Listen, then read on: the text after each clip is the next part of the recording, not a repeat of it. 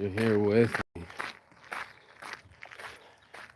out in the rain in an open field in the middle of Finland. I got one person actually. I just saw one person. There it is. Boom, baby, boom. There's no sunshine to even point at this morning. If you look everywhere, there's a gray cloud. It's actually gray everywhere. Actually, you can see a little bit of white over my shoulder, but yeah, I've been told by my co-producers that I don't have the park ultimate in me, that life is not perfect, and if a dog comes or people are a part of my show, but I'm a part of the bigger show. In this morning's show, we're going to talk about the bigger show. Uh, so I'll just go on this journey and tell you that I needed this walk this morning. Makes my eyes almost cry thinking about the amount of energy and emotions started this morning. You could say it's a rainy day, and it's me versus the rain, because my ass,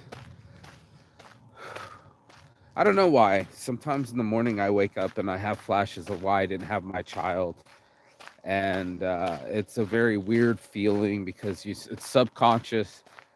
I just wake up really early and I get flashes of a mistake that was made, that I didn't want my life to go in the direction that it has. And as I talk about happiness and direction, and I walk in an open field through a mild rain in Finland, it gives me reflection, because I studied about happiness and emotions.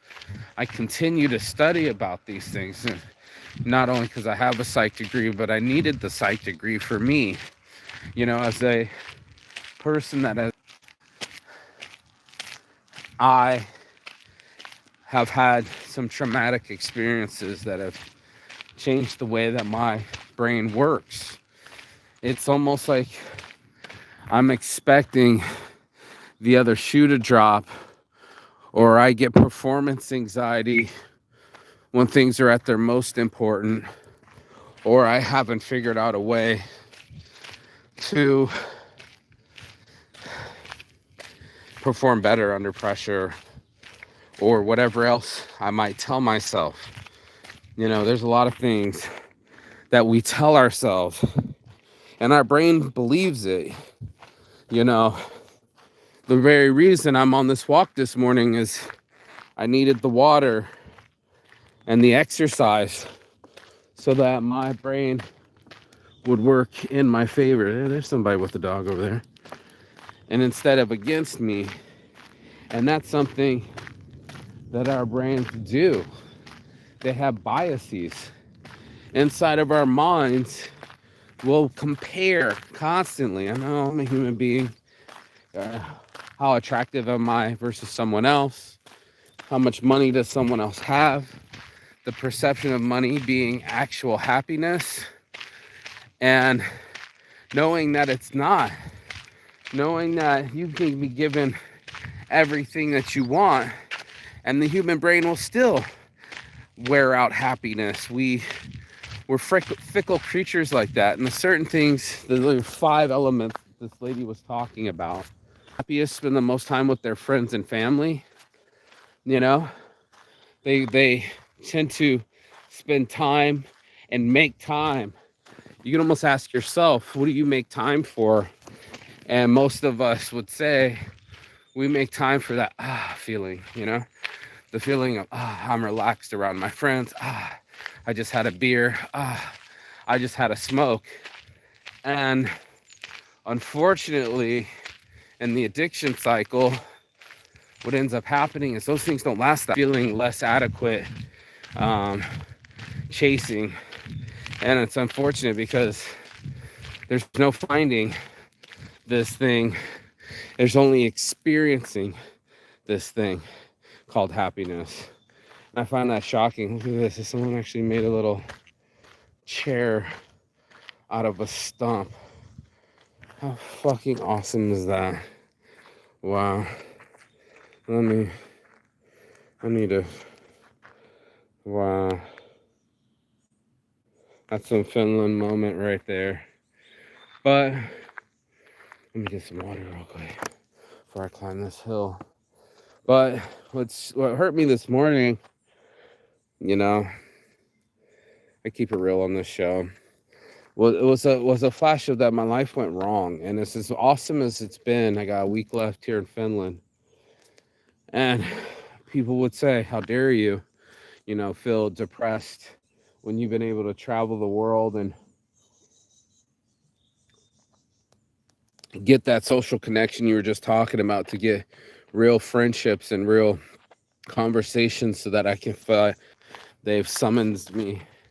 They've summoned me to meet them in Helsinki at 4 p.m. today. Even with this slight rain, we're still going to make my show. I think that's interesting. I know I'm not different than any other human being, except for I decided to record myself and expose myself for all the warts and all. It wasn't just like I was going to be just a saint. I exposed my addictions, my weaknesses, my embarrassments, my darkness. Hello, darkness, my old friend, right? I came to talk to you again. And maybe because it's rainy today, maybe because of the rain, my emotions changed, feeling high highs and low lows. Maybe it's the bipolarness I inherited from my mother. These extreme emotions. Even studying emotions. Here's a bottle cap. Even when you study emotions, it doesn't change your emotions. The 5 things that do are gratitude, which is something I don't do that often. Being able to write down 3 things that I'm grateful for instead of hateful for, Good morning. It's one of those practices I try immediately I try, because part of me is addicted to the complaining and the feeling. Part of me can't separate from what has happened. I have a loss of a child. My soul reaches out for it. It reaches out for these moments of happiness. Who were his friends going to be? And all my friends having babies. And then I compare my life to other people. And you will go, I should have had babies by now. I should have been married by now. I should have been a millionaire by now. And the statistics aren't there. If you look at it, you put, 100 people, and like out of the 100, only 1 makes it to the millionaire status. The other 4 statistically will be financially free. And then there's like 54 that just don't make it. And that's horrible. I feel like talking about Fight Club, like it's like we're all trying to be rock stars, but none of us will. Where it's fought against the rocks, bro. Like, look at this fucking stump. It went against the rocks. I've got to take a picture of this. To form itself in the hard places in life. And yeah, this, why is it not taking? Yeah, this is a lot like me. Between a rock and a hard place. This tree still grew out of the rocks and up into the trees. My friend I talked to today said I shouldn't have been depressed. That I sounded like him a couple years ago when his shit was all fucked up, and how he went through 8 years of depression, and how he doesn't want to give any more of his time to the depression. Oh shit, the blue stairs are calling me. Did you see that? The blue stairs are freshly painted. They're calling me. I'm probably the only human being out here because it's raining, but I have to be out here. And here, it's raining in my mind. It was a rainy thought. It was a cry thought. It's a thought that made me cry. And even talking about the thought makes me want to cry. And then you're not supposed to cry because you're supposed to be a man. But I'm a man that lost a child. And when do I get to be emotional? When do I get to rain? It's a real question. So I had to get up this morning. I had to get past the bong rip. I had to get past my emotions because it was just so much today, Some days it is the rain. Some days you are going to feel like crying and wanted to be real about it, because it's like, I don't fake my shit. I don't fake my exercises, and I can't get the mental clearance. Why is this not fun?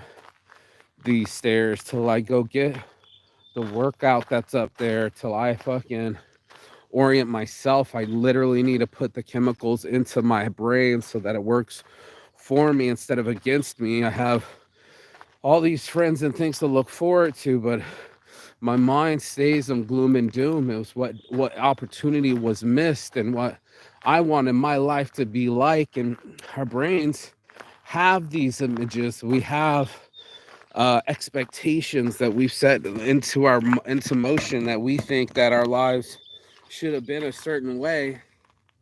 And then when it doesn't go that way, how are we going to react? And it says not what happens to you, it's how you respond. But Lord have mercy, if my brain doesn't want to feel lost, lonely, loser, the things that I opposite and alive, that I'm on this journey of my life, that I can even be blessed to live a life. Like, fuck's sakes, man, I'm right here at the gym where my homie took me. Here are the stairs. And a month ago, I was the guy that was like, oh, hell no. I almost walked in that direction, but I just want to start for a walk. Like I almost just fought against these stairs, and now I need them. Now it's something that I can't even like live without. I gotta have the stairs because they beckon me to get my mental health. When we talk about men's mental health, we don't talk about how most people are like, oh, come on, don't be like that, or you shouldn't feel that way, or whatever other horrible advice people have these days. I'm here to say that I literally have to study happiness. I literally have to practice happiness. I don't have a shortcut to it. There's the sun right there, bud. Somewhere through these clouds, you can see the sun. There it is right there, yeah. Somewhere through the clouds, I had to dig through my shit, my addiction. The guy that can eat his feelings, me versus me. My buddy was talking about, who's the guy that ate all my food, smoked all my weed, and spent all my money? That's the man in the mirror, and having a conversation with that guy and getting him to do different, because I can't reach into the past, right? I can't undo what has happened. The only way I can change my future, the only way I can still become a father and still stick to my goals, is by changing my behavior now. I felt so depressed this morning. I even told my friend about suicidal thoughts. He didn't want to talk about it. He was on some, I used to feel the same way. Oh, come on, it can't be that way. I'm about to get a blowjob. And for somebody that's gotten consistent blowjobs and is sexually active and connecting physically, yeah, you're gonna be like rah rah sis kumbah, right? You're gonna be like, hell yeah, life is awesome. Don't even worry about it. The opposite was true for me. Against the weed, to just sit there and wallow in it, and know that 20 minutes of just walking, not even extenuating exercise, nothing like 152 flights of stairs. You don't even have to go up these stairs like I have to go up these stairs. It could be as simple as walking. And let me flip it this way. If the rain washes away the pain. There it is. Thanks, bro. Simple as this is a hard workout. It's all measured and shit, but simple as just a walk could gyrate and generate the chemicals that I need in my brain to feel better. And it's just overwhelming. I mean, this is only a light rain, so it's nice, but it's overwhelming sometimes. You can tell, because usually there's like 4 or 5 people on these stairs. Now it's just nobody but me, and I'm like, I don't even have my raincoat on because it's not cold and it's only a light rain. But even a light rain can change someone's whole outlook. It could change someone's whole view of what their life looks like and what lens they look at their life through.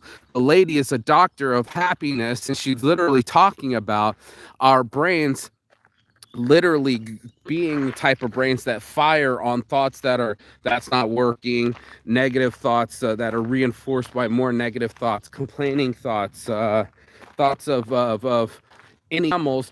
We are in comparison with each other. We are trying to measure our dicks all the time. Am I as attractive as the next person? Am I as rich as the next person? And even that's why there's a whole luxury brand, is to have this feeling that what is better than what I'm doing right now. And I'm guilty of it. Even yesterday, sitting there with my friends on the side of the river, and everything's calm, the sun is shining, we're in the shade, the weather is perfect, and we're fed. I said, "Do you want to play a game with me?" And he said, "Yeah." And I said, "Okay, the game is, how would we make this moment better?" And in my world, I had to realize that I've always been that type of person, this person that reached for perfection. And maybe that's why I can with all my domain names, or all the different Instagrams, or all the different designs. Something about it says, oh, if you're successful, you'll be happy. I have been tuned into the part where it was like, if you experience anything, then I can have happiness. If I can just flood my brain with new thoughts and emotions, then that would trump and actually alleviate all the things that did not happen. And that was something that was shocking to me. It was like, we could trick our brains. This is why I do these shows for 30 minutes, because it's a deep subject. We can literally trick our brains into feeling happy. Literally, all I had to do was go for a walk, and already I feel better. I feel way better. I feel strong enough to do this show. I feel strong enough to climb these stairs. I feel strong enough to fucking go get a workout and be the shining light that these girls are expecting at 4 o'clock in Helsinki, versus the blubbering crybaby that I was being earlier. Nothing wrong with crying. Not at all. I needed to get it out. But it was like, I was going to show up and talk about abortion and lost babies, and be the opposite of the energy. And not that I need to be the energy for them. I'm not their entertainment. But I don't want to be the guy that shows up, not because of my ego, but just because they spend time and money. First of all, time. They're all busy moms. They all have no time to go anywhere.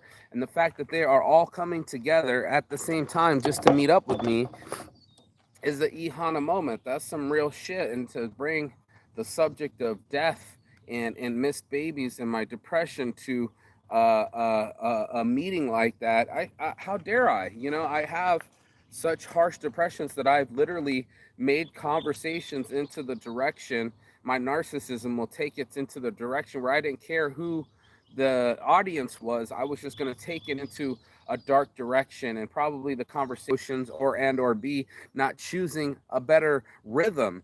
And that's one of the things, is like, what kind of person is healthy? A healthy person is someone that is social, that brings their A game, that they bring that kind of happiness with them. That's when we know someone's being healthy. An unhealthy person is someone that we see gaining weight and eating their emotions and hiding in their house and just drinking and smoking cigarettes and not getting out and doing any walking or exercising. We know what healthy looks like. We just don't program ourselves that way. We don't trick our minds to go after a gratitude journal every night. I'm not a robot, so I'm not going to do it every night, but it helps. It helps a fuck ton to just say, I'm being grateful for what I actually have, instead of my mind being ungrateful for what I don't have. And I'm actually, instead of playing on my phone, I'm actually making a call to someone that I care about. I'm creating those connections, those dendrites and axons firing in my brain, instead of where it rains. Bars. And it's one of those things where it's like, I know for a fact, because I used to call this kind of gray cloud here, my depression. It just kind of followed me around, and it sucks because it's inside of me. I didn't want to lose a baby. I didn't want that to be a part of my story. Hell, I could have stopped at South Korean prison and just been fine and call that enough of a lifetime of drama. But somewhere inside me, they said that sadness is a message to ourselves that we need to have a conversation. Oh, I finally see somebody at the top of the stairs. That sadness is a message to ourselves that we need to fix something, that our bodies will send us the message that we need to unlock who we are. You know, like it's not just a broken system, it's a brain and a body. And it literally, our brain is constantly regulating itself, throwing information down to our toes and assessing ourselves constantly. Am I have enough salt? What's our blood pressure levels like? How much blood sugars do we have right now? Constantly regulating and sending ourselves messages that we might not be that in tune with. It takes us to get thirsty before we drink water. It takes us to get a Fitbit before we even know that we have a blood clot. And that's the things that really trip me out. You know what I mean? It's something that we don't say to ourselves. That the constant grow your hair, grow your fingernails is a part of the programming that we're not telling ourselves, and that's a weird fucking thing. So I'm just been keying in on tricking my mind into being feeling better and all those things and all that stuff. How's it going? Good morning. That's a cute doggy. Yes, blessed. So yeah, I'm not the only one up this morning going to go get our happiness. You think that people that work out and see each other work out would be way more happier or do way more cooler things, but or more communicating things. But I just think like a lot of us are on these mental battles alone. You will show up in the middle of a field during the rain, and it'll feel like you're the only one out here till she jogged by. I was the only one out here. And then she'll run off and she'll be the only one out there. And then you'll be the only one in your mind. You'll be the only one with your thoughts. And what kind of thoughts do you get to tell yourself? This is a very thick subject because you're the only one that gets to set the rhythm. So there's the feeling of not being in control and then having some control, which is really weird for us with OCDs or control addicts or people that have given their control over to drugs to take control. It's one of these things that most people don't want to talk about because it's a real hard subject to say why not me, or what kind of things have I put in place so it's not me. I know for facts for me it's like I get performance anxiety, like I'm gonna fuck it up, and because my brain has learned from my past experiences that these things can go wrong, then I'm pre-programming myself that things are going to go wrong. And it's not a healthy mental mindset. And to examine how healthy our mindsets are, our habits are, our patterns are, that's a real like sitting, magnifying, examining, uh programming, rewiring ourselves. And that's a tough thing to do when you're trying to rewire some shit. And you've been doing certain things a certain way and feeling a certain way. And the only way to jump ship or jump to a different track, a different feeling, a different mood, a different emotion, like it literally takes training. That's why I'm out here. I'm not just training my body, I'm training my mind, bro. I was fucked off this morning so hard that I had to come out here, rain or shine. I needed these stairs. I needed my body to start sending my brain some messages instead of my brain sending my body some different messages to just sit there and just smoke and feel bad and feel suicidal and feel like you've lost everything, and versus the guy loving his life, getting to be out in fresh air and fresh rain and a bit of fresh sunshine, but I mean, it's warm. I'm not cold and I'm not wet and I'm not, and I did have a roof over my head and I do eat regularly the foods that I want to eat. And I have been feeding this beast more things that it needs, like salads and less skipping breakfast and fasting and drinking water and healing and trying to give my shit every fucking advantage I can because it's that much is on the line. Like he said, I don't want to see you switch positions with me, giving up. I just did eight. It's like doing prison, bro. It's like I just did 8 years of depression. You know, I don't want to see my friend, my worst enemies go to jail. Like it's a horrible way to treat another human being. And we don't learn that way. We don't learn from more suffering. We only learn from more loving and what it feels like to actually be accepted. And then what it feels like to actually keep a friend circle instead of all the other busted ass friend circles that I've been in and they don't talk to me anymore. The Henrys, the fucking Kisses, the fucking people I used to kick it with tough and I thought they would be friends for life. and now they're not even friends anymore. We don't even speak or add each other on Facebook, and some of us got hundreds of friends in common. It doesn't matter. It doesn't matter. What matters is the way you treat yourself, and how you treat others will come from that. It's one of those things where they say treat others like you want to be treated. Most of us aren't treating ourselves that well. We're not giving ourselves enough program. We're not giving ourselves enough chance to feel better. And part of that is the lack of positive reinforcement that we give ourselves. Most of us will just hold true to eating the fast food, eating the quick carbs, eating the sugars, whatever makes us feel good now. Most of us are in the sleeping with people, even without connection, just so you could fuck, just because it makes us happy for a little bit. Some of us might even do meth. Some of us might even do coke. This shit's out there, dude. It's really needs to be mentioned. Pill poppers and all that other stuff. But what is also out here is some fucking workouts. There's some stairs. And at the top of these stairs, actually, let me take you up to the top of the stairs because I'm going to climb this bitch. At the top of these stairs is a gym. Is a free opportunity for me to connect with me and my mind and give myself all the chances I can to feel strong and fit and happy in front of these women that are going to be meeting me today. I can change the subject. I don't have to be in denial and just pick just one subject, but actually change the subject and make it move into a positive direction. You feel me? Yes. That's what it's going to take. Step by step. Me literally pushing out the demons and choosing a better subject and choosing me and choosing my health and wanting to push away from the depression and the regret and the past and start creating my own future and a stronger, more resilient Mark that will last. So I'm just talking to myself. I'm just exercising myself. I'm just showing people how big of a battle men's mental health is and what it takes to find themselves again. And even halfway through, there's another person. How cool. It's not easy. Like I know. You'll get halfway and need a break. There's going to be days you're just not going to have that energy. I get it. I've been there. Do I want to be healthy and happy?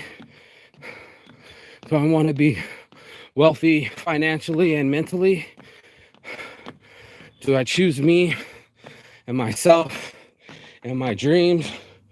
Or do I allow myself to slip back into things that don't necessarily matter to me? Outside gym. Yeah.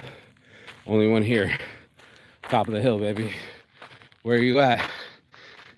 Where's my homie? Who? Nobody knows because he ain't up here. So I am. I'm up here. Not to show off to you. To make me feel better. I had to have this morning. It wasn't even a choice. It was to combat that other feeling.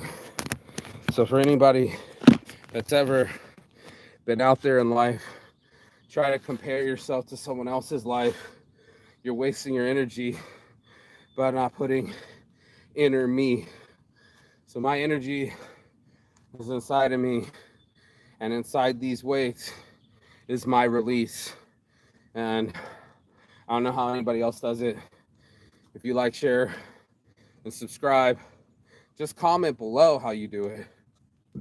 The days that felt so dark, how'd you will yourself to brush your teeth? How'd you get yourself to stretch?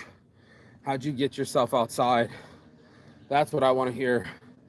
Fucking mental tricks. How do I get me to maximize me? And then you got Saints Addiction. You already know. Chigathon. That means goodbye, but not forever. And finish, because I'm in Finland right now. Check it out. Top of the hill. So I'll see you at the top of your thoughts, because you're going to practice it too. Peace and love. I'll see you on the other side.